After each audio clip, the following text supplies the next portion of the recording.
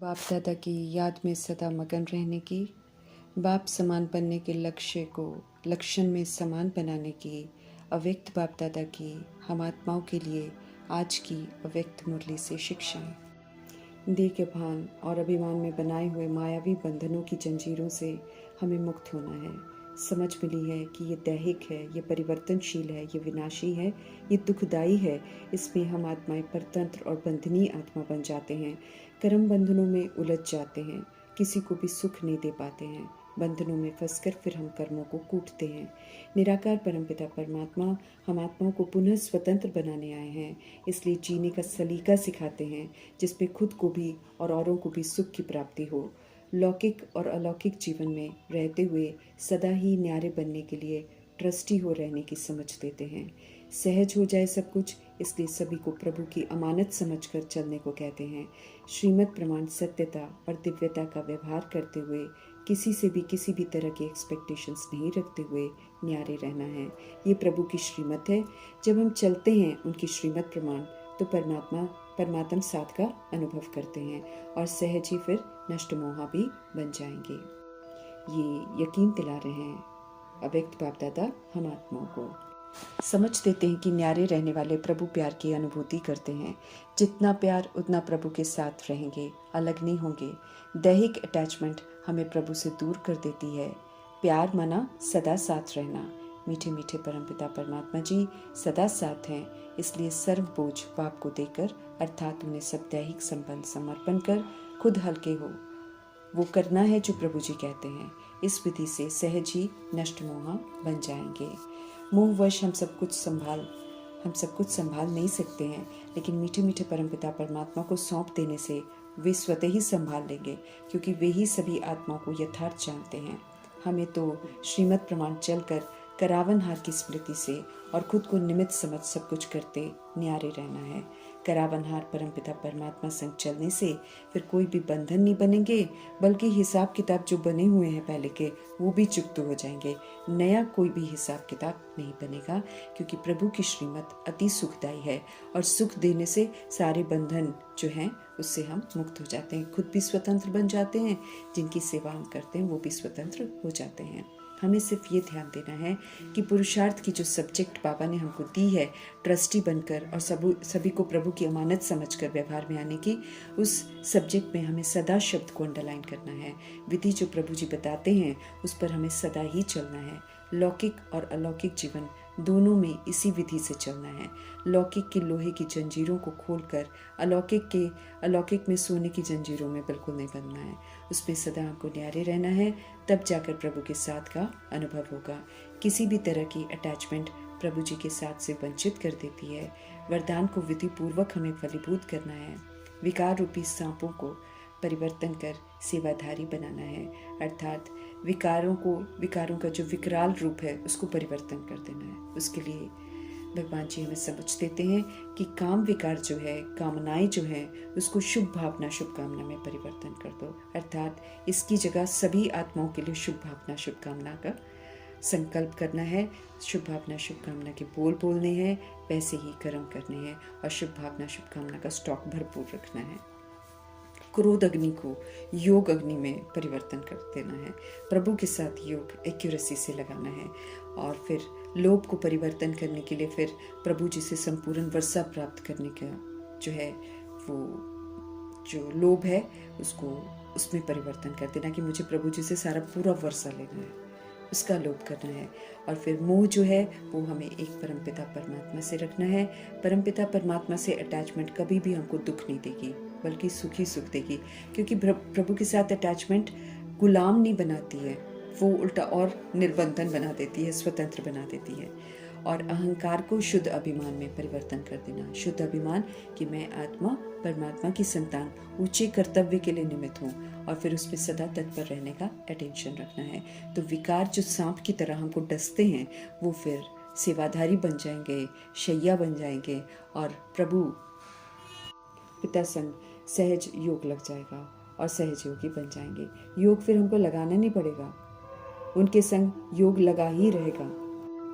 समय प्रमाण क्या करना ज़रूरी है, इस प्रति कल्याणकारी परमपिता परमात्मा जी हम आत्माओं का अटेंशन खिंचवाते ही रहते हैं। समझ देते हैं कि जब लक्ष्य बाप समान है तो हमारे लक्षण भी बाप समान होने चाहिए। देभान दे अभिमान में आने के बाद मान की प्यासी आत्माओं को परमपिता परमात्मा आकर मान देते हैं, स्वमानों की माला पहनाते हैं, जिन्हें स्वीकार कर फिर उन्हीं स्वमानों के प्रमाण चलना है। संगम में प्रभु जी से ऊंचे स्वमान मिलते हैं जो कि फिर सारे कल्प में किसी भी आत्मा को प्राप्त नहीं हो सकते हैं। स्वमान का सदा हमें नशा रहे। प्रभु जी कहते हैं कि एक एक स्वमान का दाना गिनते जाओ और उस नशे में लवलीन हो जाओ। ये ऊंचे टाइटल्स अर्थात स्वमान स्वयं परम पिता परमात्मा द्वारा मिलते हैं। इसलिए स्वमान के रूहानी नशे में इस कदर रहना है जो कि कोई भी अथॉरिटी उसे हिला न सके। अगर नशा चढ़ जाए तो ऑलमाइटी अथॉरिटी द्वारा प्राप्त स्वमानों को कोई हिला नहीं सकता है। प्राप्ति की है या नहीं, इसे हमें चेक करना है। स्मृति में स्वमानों की माला पड़ी हुई होनी चाहिए। ध्यान खिंचवा रहे हैं बाप दादा कि माला को धारण करना अर्थात स्मृति द्वारा उसी स्थिति में स्थित रहना है, फिर उसी प्रमाण सोचना है, बोलना है, कर्म करना है। हमें चेक करना है कि स्मृति की स्थिति कहाँ तक रहती है। स्वमान का निश्चय और उसका रूहानी नशा दोनों का बैलेंस कितना रहता है। कहाँ तक निश्चय से नॉलेजफुल बने हैं और कहाँ तक रूहानी नशे से पावरफुल बने हैं। नॉलेज को प्रैक्टिकल में यूज़ कर नॉलेजेबल बनना है। मैं कौन, भिन्न भिन्न स्वमानों को यूज़ कर अपने को विशेषताओं से संपन्न बनाना है।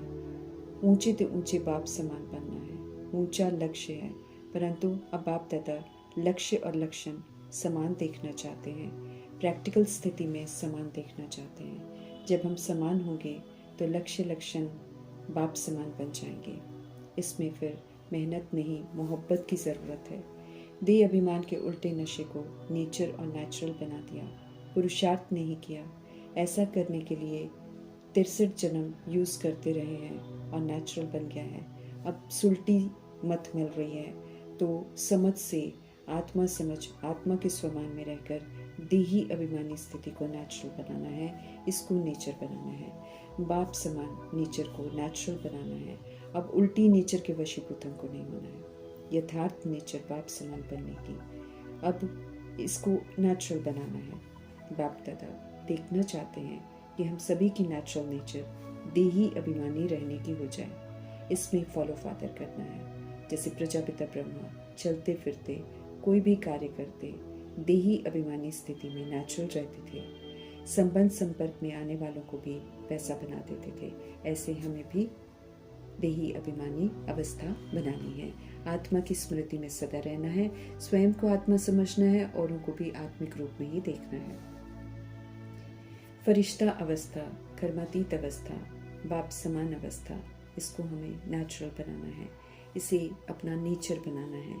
बाप को प्रत्यक्ष करना है। तो इसका विशेष साधन है निरअहंकारी बनना है।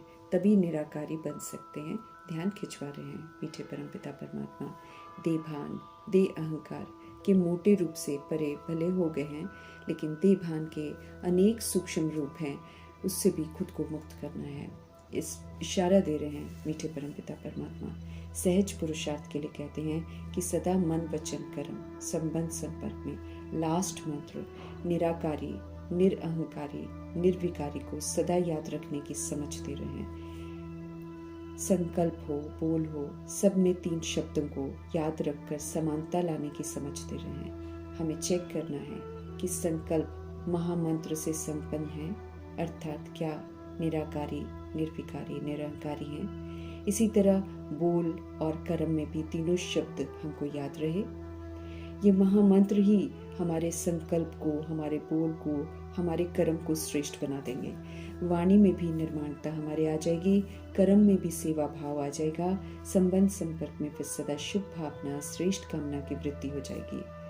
हर आत्मा में शक्ति भरनी है, फोर्स का कोर्स कराना है, वाणी के साथ शक्ति भरने का कोर्स कराना है, ताकि सिर्फ कोई इसे अच्छा ना कहे बल्कि खुद अच्छा भी बन जाए, अनुभव करे कि उसे शक्ति की प्राप्ति हुई है। जो भी कोर्स हम औरों को कराते हैं वो पहले हमें खुद कराना है, खुद को खुद कराना है, बाप समान सहज बनना है। तो मीठे परमपिता परमात्मा कहते हैं कि अब लक्ष्य और लक्षण को समान बनाओ। बाप को प्रत्यक्ष करने की शिवरात्रि मनानी है। चारों ओर से आवाज़ फैलेगी, तभी अज्ञानता में सोई हुई सोए हुए कुंभकर्ण जो हैं वो जागेंगे। मनसा वाचा कर्मणा तीनों ही सेवाएं करनी है और ज़्यादा करनी है। रूहानी एक्सरसाइज करनी है, रूह को सशक्त बनाना है, ओरिजिनल अर्थात मूल स्वरूप में हमें लौटना है। इसलिए रूहानी एक्सरसाइज जो है वो आवश्यक है। ध्यान खिंचवा रहे हैं मीठे परमपिता परमात्मा। सारे दिन में बीच बीच में ये एक्सरसाइज हमको करते रहना है। चलते फिरते ड्यूटी बजाते हुए भी ये अभ्यास करते इसको नेचुरल बनाना है, ताकि जब फुल स्टॉप लगाना पड़े तो हम सहज लगा सकें ना। निराकारी और फरिश्ता, अभी अभी बाप समान निराकारी बन जाना है और अभी अभी दादा के समान अव्यक्त फरिश्ता स्वरूप बनना है। दोनों में देह का भान नहीं है, इसलिए दोनों का अभ्यास करना है। इस विधि से देह भान से हम सभी मुक्त हो जाएंगे।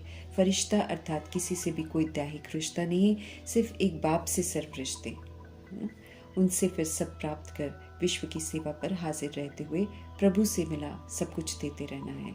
इस विधि से सारे दैहिक हिसाब किताब चुकते हो जाते हैं। आत्मा सर्व बंधनों से मुक्त होकर फरिश्ता बन जाती है। फरिश्ता से फिर सहज निराकारी बन जाते हैं। रूहानी एक्सरसाइज हमें करनी है, अर्थात उस स्थिति में स्थित होते हुए सोच बोल कर्म कर निर्वैर निर्भय और निर्बंधन बनना है। नेचुरल अभ्यास हो जाए, ये हमको ध्यान रखना है। अभी अभी निराकारी तो अभी अभी फरिश्ता बन स्वयं को सशक्त बनाना है। इसलिए सारे दिन में कितनी बार और कितना समय हम करते हैं, ये अटेंशन हमें रखना है। इसे कर निरंतर भव का वरदान प्राप्त करना है। दिल में दिलाराम की याद समानी है। श्रेष्ठ स्वमान में रहकर बाप दादा के याद प्यार को प्राप्त करना है। स्वमान के मालाधारी स्वरूप को देखना है, देखना चाहते हैं मीठे परमपिता परमात्मा, इसलिए स्वमान के मालाधारी बनना है। तो स्वमान को स्वीकार कर स्वमान की विशेषताओं को यूज कर उनका प्रैक्टिकल स्वरूप बन हमें सबूत देना है। स्वमान रूपी टाइटल्स के मेडल परमपिता परमात्मा जी से लेने हैं। व्यक्त के बंधनों से मुक्त अव्यक्त फरिश्ता बनाने वाले अव्यक्त बाप दादा जी का धन्यवाद करते हुए ओम